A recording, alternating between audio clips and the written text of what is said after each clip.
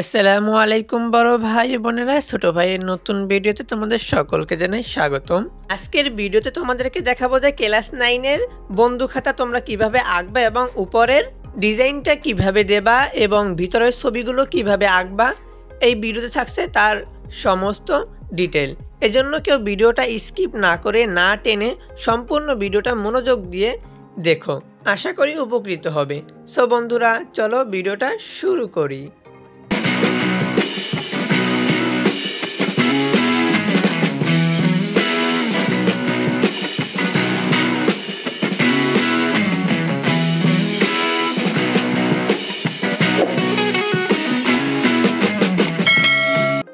বন্ধুরা, তো বন্ধু খাতা যেহেতু আঁকতে হবে সেহেতু কি করতে হবে, বন্ধু খাতা বানিয়ে নিতে হবে।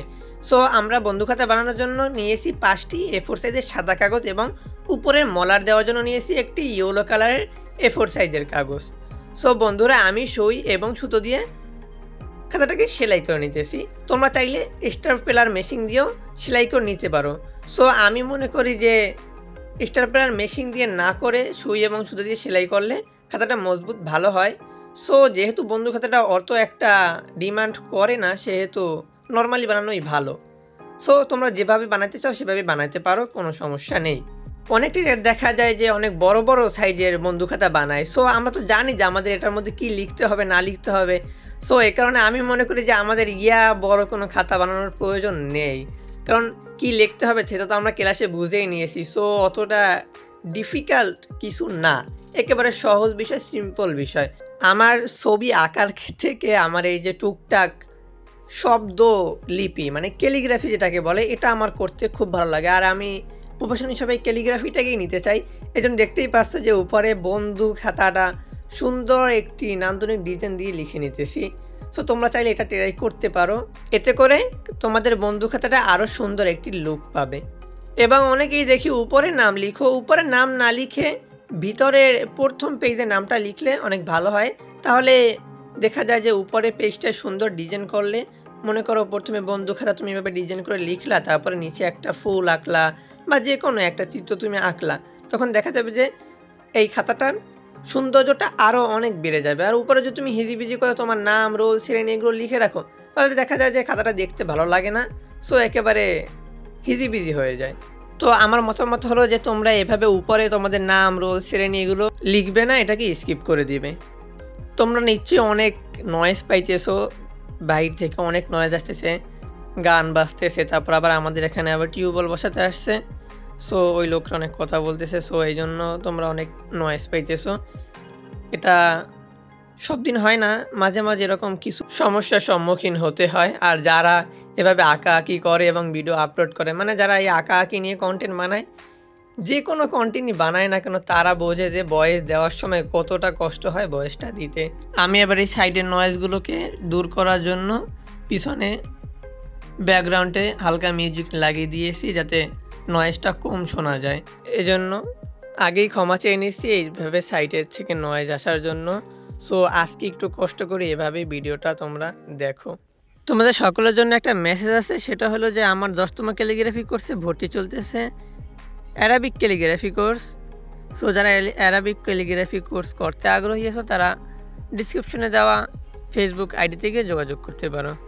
বন্ধু খাতা শব্দটা লেখা হয়ে গেলে এবার আমি নিয়ে নিচ্ছি আমার পেন্সিল স্কেচের বক্সটি, আর সেখান থেকে নিয়ে নেব আমার ইচ্ছে মতো, খুশি মতো যে কোনো কয়েকটা সাইজের পেন্সিল। আর নিয়ে নিলাম 2B সাইজের গ্রাফাইট, সফট, মিডিয়াম এবং হার্ড। সো প্রথমে এই গ্রাফাইটগুলোকে খুলে পাশে রাখতেছি এবং সর্বপ্রথম আমি হাতের নখগুলো এঁকে দিয়েছি 6B পেন্সিল দিয়ে।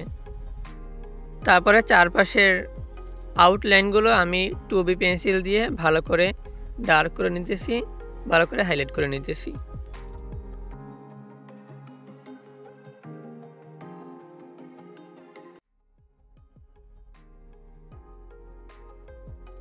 তারপরে 8B পেন্সিল দিয়ে হাতের নখটা এঁকে নেওয়ার পরে ভালো করে আলো এবং ছায়ার রিফ্লেকশনটা পেন্সিলের সাহায্যে দিয়ে দিতেছি, যাতে করে ড্রয়িংটা আরও একটু সুন্দর হয়। যে কোনো ছবি আঁকা, যে কোনো আর্টের ক্ষেত্রে আলো এবং ছায়ার রিফ্লেকশনটা অত্যন্ত গুরুত্বপূর্ণ। আলো আর ছায়া রিফ্লেকশন যত সুন্দর দিতে পারবা তোমার আর্ট ততই সুন্দর হবে। সো আলো আর ছায়া রিফ্লেকশনের দিকে আমাদের আলাদাভাবে ফোকাস করতে হবে। এরপরে আমি পেন্সিলের দাগগুলোকে আরও স্মুথ করার জন্য গ্রাফাইট দিয়ে ভালো করে ঘষা মাজা করে নিতেছি। গ্রাফাইট দিয়ে ঘষা মাজা করলে হয় কি, লেখাটা ডার্ক থেকে হালকা হতে অনেক সাহায্য করে এবং খুব তাড়াতাড়ি এটা করা যায়। এরপর ড্রয়িংটাকে আরও সুন্দর করার জন্য আমি হোয়াইট চারকোল দিয়ে ভালো করে ফিনিশিং করে নিতেছি। আর এটাই হচ্ছে আমাদের এই আর্টের একেবারে ফাইনাল টাচ।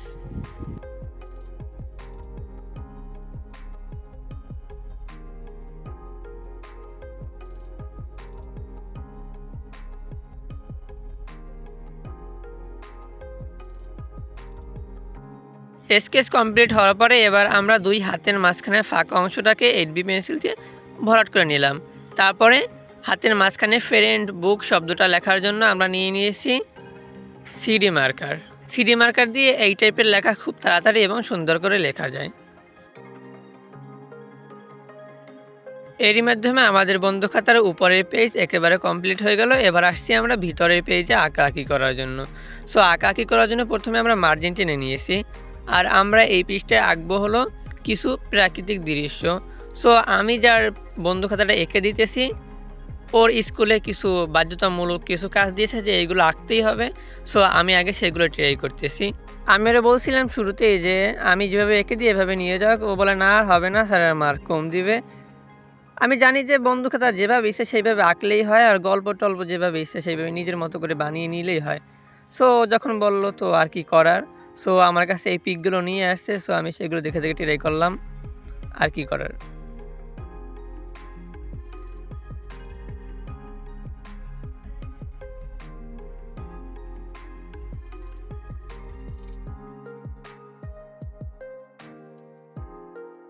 ওর দেওয়া পিকগুলো কিছুক্ষণ ট্রাই করলাম, দেখলাম যে একেবারে বাজে, ভাল লাগতেছে না। তো তারপর আমি বললাম যে আমি এই দুটো আমার মতো এঁকে দেই, যেভাবে পারি সেভাবে এঁকে দিই, তুই নিয়ে যা।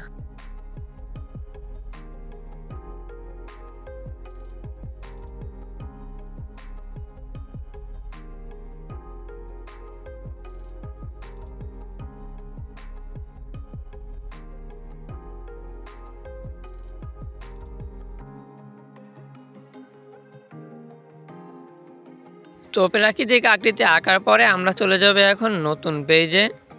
সেখানে গিয়ে আমরা আঁকবো কিছু জ্যামিতিক চিত্র। সো ওর জ্যামিতিক চিত্রতে ছিল শুধুমাত্র কিছু ত্রিভুজের ছবি। সো আমি ভাবলাম যে জ্যামিতিক চিত্র যখন আঁকবো সেহেতু সব ধরনের জ্যামিতিক চিত্র এঁকে দেবো, শুধুমাত্র ত্রিভুজ কেন আঁকতে যাব। সো আমি ওরে বৃত্ত, ট্র্যাপিজিয়াম, তারপরে আয়তক্ষেত্র, বর্গ, রম্ব সবই এঁকে দিলাম। আজকালকার ছেলেমেয়েদেরকে একটা হয়ে গেছে যে যেভাবে বলবে সেভাবে ছাড়া এক চুলো আঁকা যাবে না, না আঁকলে মানে এমন মনে করে যে না আঁকলে বোধহয় হবেই না। যেহেতু আমি এই জায়গায় শুরুতে লিখেই নিয়েছি যে জ্যামিতিক আকৃতি। সো জ্যামিতিক আকৃতি কি শুধু ত্রিভুজ নাকি, যে আমি শুধু ত্রিভুজ আঁকতে যাব? সো একজনে আঁকছে, সে নাম্বার পেয়েছে, তাই কি আমারও তার মতো আঁকতে হবে? তা না হলে নাম্বার পাবো না, হেমন তো না, তাই না? সৃজনশীলতা কাকে বলে? যেটা আমি নিজের মতো করে আঁকবো, নিজের মতো করে গুছিয়ে লিখে নিয়ে যাব। এটা আমাদের বাসায় লিখতে দিয়েছে। কেন লিখতে দিয়েছে? যাতে আমাদের লেখাটা অনেক সুন্দর হয়, আর একজনের সাথে আরেকজন তার নাম এলে আমরা নিজের মতো করে বাসা থেকে কাজ করে নিয়ে যাব। সো আমার ত্রিভুজ আঁকা শেষ। এখন আমি কম্পাসের সাহায্যে বৃত্তটাকে ভালো করে এঁকে নিব। বৃত্ত আঁকা শেষ হয়ে গেলে আমরা এখন কি করব, জ্যামিতির যে আরও নানা আকৃতিগুলো আছে সেগুলোকে এক এক করে ভালোভাবে এঁকে নিব। হ্যাঁ, যা বলতেছিলাম, আমাদের এগুলো থেকে বেরিয়ে আসতে হবে। আমরা যেভাবে একজনকে দেখে দেখে সেটা আঁকি, একজনের ভালো করলে তার মতোই করতে হবে, তার ছাড়া অন্যরকম করলে হবে না, আমরা সফল হতে পারবো না, এইগুলো চিন্তা ভাবনা থেকে আমাদের বেরিয়ে আসতে হবে। একেবারে নিজের মতো করে করতে হবে, যে আমরা নতুন একটা কাজ করব, এটা করার পরে অন্যরা আমাদেরটা দেখে আবার নতুন কিছু করার ট্রাই করবে। আমরা সবসময় কী করে যে সবাই যেটা করে আমরাও সেটা করতে থাকি। সো আমি ওর জ্যামিতিক আকৃতি এঁকে দেওয়ার পরে এবার এই পেজে একটা আকাশে উড়ন্ত ঘুড়ি আঁকার ট্রাই করলাম। সো এটা আমি ওরে বললাম যে এটা আমি আমার নিজের মতো করে এঁকে দেই, এটা আর কি ওর লিস্টে ছিল না। সো আমি আমার মতো করে এঁকে দিলাম আর কি। আমরা যেহেতু বাসায় আঁকতেছি, সেহেতু আমাদের মধ্যে যদি প্রতিটা খাতার মধ্যে নতুন নতুন কিছু না থাকে, তাহলে আমাদের খাতাগুলো দেখিয়ে লাভ কি? যদি সবার খাতায় যদি এক হয়ে যায়, সবার খাতার চিত্র যদি এক হয়ে যায়, তাহলে সেগুলো বাসায় করে এত কষ্ট করে করিয়ে লাভ কি? আর বেশিরভাগকেই দেখা যায় প্র্যাকটিক্যাল খাতা, তারপরে এইসব খাতাগুলো অন্যরে দিয়ে আঁকায়। সো লাভটা কার হয়? ওর তো কোনো লাভই হইতেছে না। এজন্য আমাদের নিজের আঁকা নিজেদেরকেই আঁকতে হবে, যতটুকু পারি ততটুকু ট্রাই করতে হবে। আর তাছাড়া আমরা কিন্তু ক্লাস শিশু 1, 2, 3 থেকে কিন্তু আমরা এভাবে ছবি আঁকার জন্য একটা পরীক্ষা থাকে। সো আমরা যে ওই ছবি আঁকা ক্লাস 1, 2, 3-তে ছেড়ে দিয়েছি, আর সেই ছবি আঁকা আর কেউ দেখি না। কয়েকজন মাতাল আর কি ছবি আঁকার যে মাতাল আছে সেইগুলো বাদে বেশিরভাগ ছাত্রছাত্রীরাই পড়া নিয়ে আর এবং মোবাইলে টিকটক স্ক্রল করা নিয়ে ব্যস্ত হয়ে থাকে। মানে যখন ফ্রি হয় তখন টিকটক স্ক্রল, আর যখন পড়ালেখা তখন তো পড়ালেখা। এজন্য আমরা যদি ফ্রি সময়টাকে এভাবে ছবি আঁকা, বিভিন্ন কাজকর্ম যেগুলো আমাদের যে কোনো সময় কাজে লাগে, এগুলোর মধ্যে দিয়ে কাটাই, তাহলে কিন্তু আমরা এভাবে এই প্র্যাকটিক্যাল আসছে, এখন কিন্তু আমাদের আর অন্যের কাছে গিয়ে আঁকাতে হয় না, অন্যের কাছে গিয়ে বসে থাকতে হয় না যে ভাই এঁকে দাও এঁকে দাও, এভাবে করতে হয় না। সো ছবি আঁকা শিখলে কখনোই ফালান যায় না, এটা একটা সময় কোনো না কোনো কাজে লাগেই। সো আমার ঘুড়ি আঁকা শেষ। এবার নিজের মতো করে এখানে যেহেতু আঁকছি সেহেতু নিজের মতো করে উপরে একটা ক্যাপশন দিয়ে দিতে হবে। তাই আমি উপরে ক্যাপশনটা দিয়ে দিলাম যে কিছু আনন্দময় মুহূর্ত, কারণ মানুষ আনন্দেই ঘুড়ি উড়িয়ে থাকে। সো ঘুড়ি উড়ানো শেষ হয়ে গেলে এখন ওর চিত্র মোতাবেক আমার আঁকতে হবে মুক্তিযুদ্ধর 11টি সেক্টর নিয়ে একটি বাংলাদেশের মানচিত্র। সো মানচিত্রটা যেহেতু আঁকতে অনেক সময় লেগে গেছে সেহেতু আমি মানচিত্র আঁকাটাকে স্কিপ করে দিলাম। সো তোমাদেরকে এখন দেখা দিয়েছে 11টা সেক্টর কীভাবে আমি দেব। সো 11টা সেক্টর দেওয়ার জন্য আমি 11টা গোল করে নিলাম, ঠিক ঠিক জায়গা মার্ক করে করে সেখানে আমি গোল করে নিলাম। সো গোল করার পরে 11টা সেক্টর ভাগাভাগি করে নিতেছি স্কেল এবং পেন্সিলের সাহায্যে।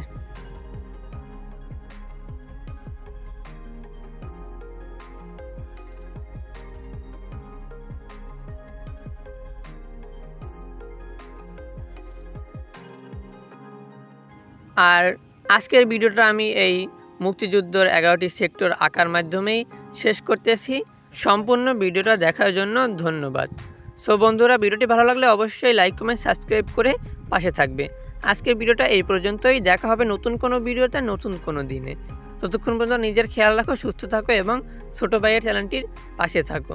আল্লাহ হাফেজ।